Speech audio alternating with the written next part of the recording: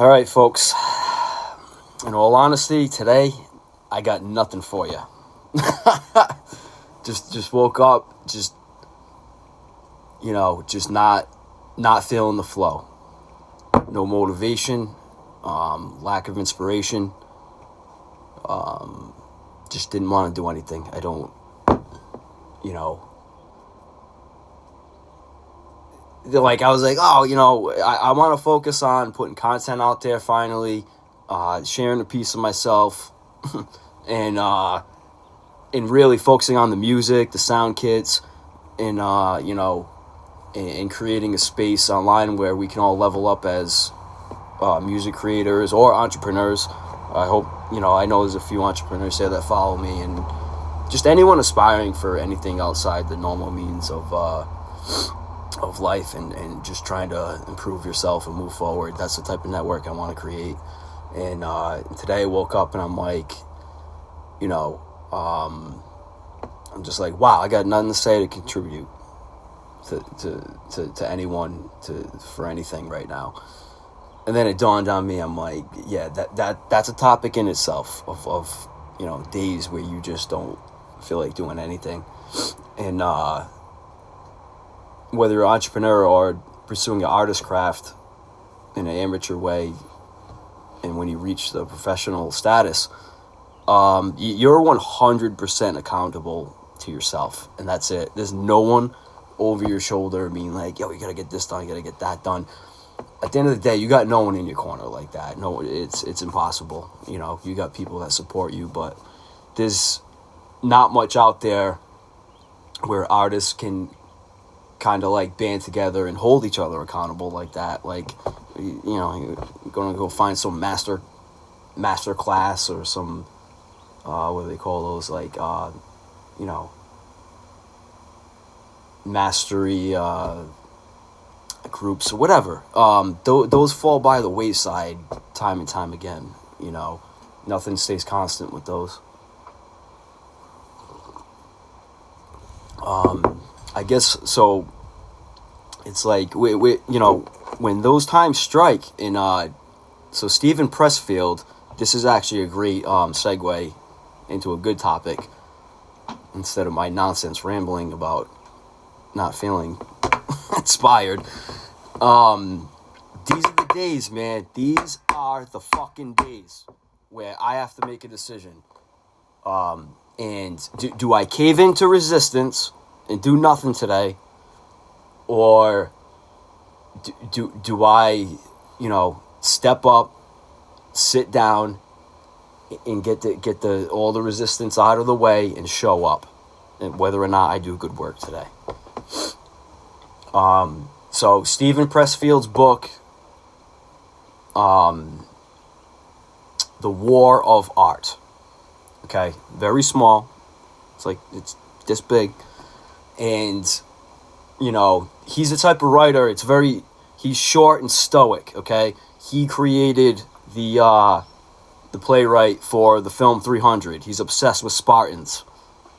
His entire work catalog of books and films focuses on stoicism, and he talks about the muse of creativity in the stoic fashion, as far as what people believed at the time. And regardless of what your beliefs are, I still believe there's a quote unquote muse of creativity that you're tapping into, and that's essentially like we're an antenna. Okay, I'll bring his name up every friggin' time. Nikola Tesla. We're an antenna.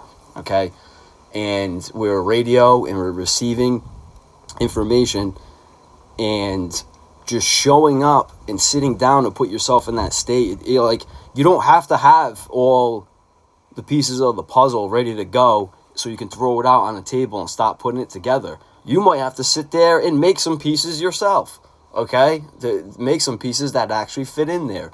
You might have a day of just, I can't do the most creative thing I want to do, like creating music from scratch. I might go back in and be like, yo, today just not feeling it, so I'm going to work on mixing, okay? Making everything, sound better in it, that of a project that already exists. or I'm going to organize my files, I'm going to work on the website. You know, I guess that's the first thing to do, is to sit down and if you can't force yourself to do the initial task, what are the perimeter tasks that can help you just get down and do it, you know? So that's why I was going over that in my mind just before I clicked record on this video, you know? I was like, no, I know I can do this today. Let's sit down and do it. I don't need anyone to inspire me, you know? Everything's from within, you know?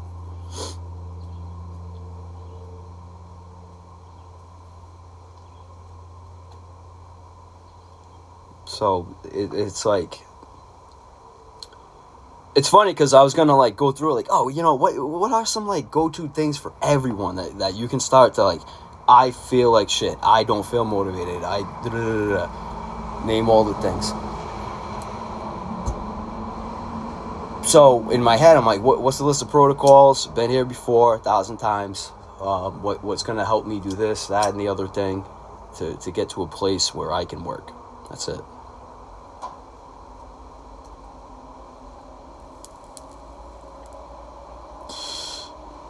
Now, the first thing that comes to mind is music. Play some inspiring music.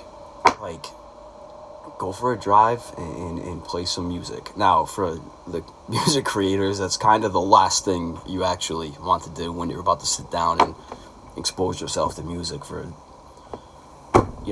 5 to 6 hours on end, listening to possibly the same track over and over again. Which is insanity, actually, when you think about it. What we do is insane.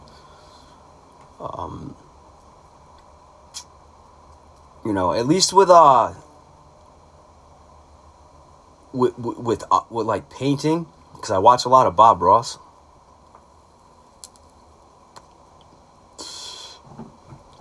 And not only does Bob Ross calm me down and like I can chill, I'll probably put him, I put him on TV. Sometimes it's not facing me, sometimes it is. And I put Bob Ross on, sometimes I'll do 3 fucking dBs on the 3 notches of volume, or 5 to 6. Real low. I'll put him on real low, man. And I know, like, I got Bob Ross in the corner of the room creating a piece of art while I'm working on mine. And to be isolated out here in my little log cabin on a mountain, that's huge for me. I know it sounds so ridiculous, but like that makes me feel like, yo, I got a squad, like there's someone else here working. Like, I know it sounds ridiculous, but that's motivating to me. And because like, the next step after this is to get my fantasy factory. That's coming. And that's just going to be a mecca of creativity, studios, and artists of all nature just being in one place and having a home. And so right now, this is my home. This is my studio as well. And it's kind of crazy because in between sessions, like a lot of you guys into the audio engineering aspect, you're like, yo, that's insane. You have an underlying sound going on, and sometimes there is music in that show. And it's so in between all my mixes, when I click pause or something, or I'm in between adjusting, I subtly hear him in the background. And I've trained myself to not let that throw me off in any way. And that brings me a great deal of comfort. It's weird. But the reason why I bring up Bob Ross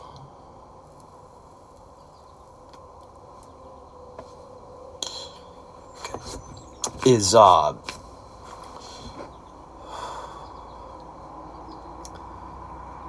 as a creator of anything, I'm going to stick to music, as an example, music producer, you need to start having a workflow like Bob Ross, okay? What does that mean? He's a painter. That's the complete opposite realm, okay? It's visual, it's kinesthetic, it's aesthetic. We're in the auditory realm, okay? Everything about our art is being created in the mind and receptive of feeling. you know, it's very much different from when you're grasping an artistic feeling for something in front of you. So he has to materialize that art. He materializes a masterpiece in less than 30 minutes, okay? Less than 30 minutes. He has to get that done. It's probably way less than that. It's probably like 24 minutes. So, and he created like this.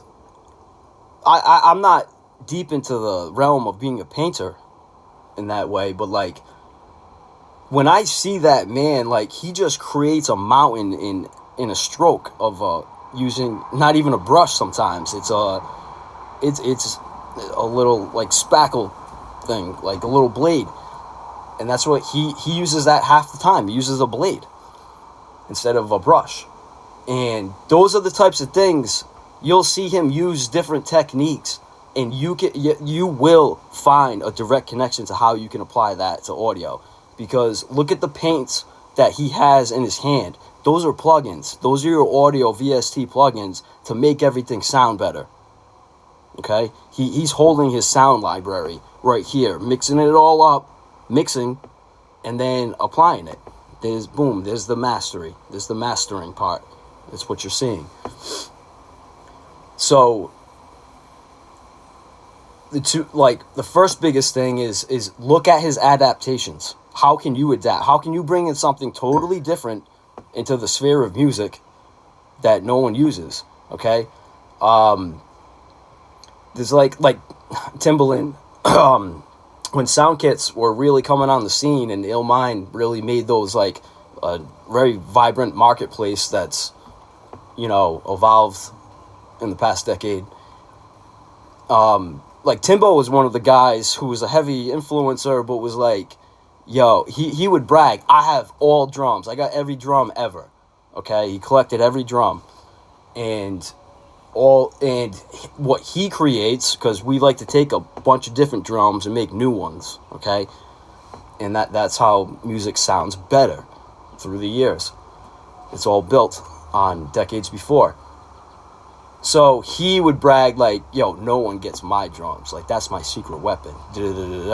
Illmind was the opposite. He was like, here's my drums, you can buy them, and for a very low cost, in my opinion, and he'll tell you how to make them. Go listen to him, you know? Go make your own. So, that, like, we in a sense get to create those paints that he holds before him to make his masterpiece. We actually get to make the paint even before that. So one, you know, what can you bring to the table that's new to your workflow? And number two,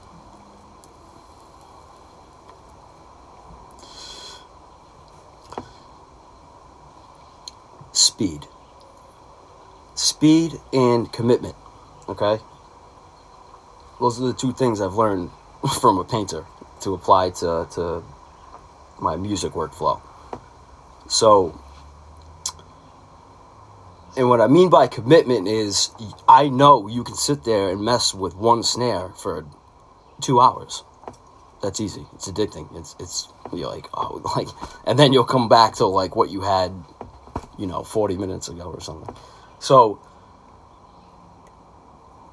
we can easily waste a lot of time tweaking these sounds. Like, I posted something a couple stories back, and the guy's like, this is my 400th take of this, making this guy's track sound better, and he's pouring a cocktail, and it's like, yeah, that's the dedication, and that's the commitment. But he wasted a lot of freaking time. And when you see Bob Roscoe, he says it almost every single episode. Every single episode. He will say, like, first off, like, he'll mess up and be like, oh, that was a happy little accident. We're going to do a tree here now. Because you put the brush in the wrong place that you didn't want, and now you got to make something there. So that's very, like, if you play the wrong note, like, that's a humanistic feel, like make that wrong note sound good now, okay? So speed and commitment, okay? Like start to get a good workflow of how you can assemble these beats very quickly, and when you get down to the sound design, make some commitments to what you're selecting and how that sound feels. So you can gather a lot from watching that man, for sure. It's very enlightening.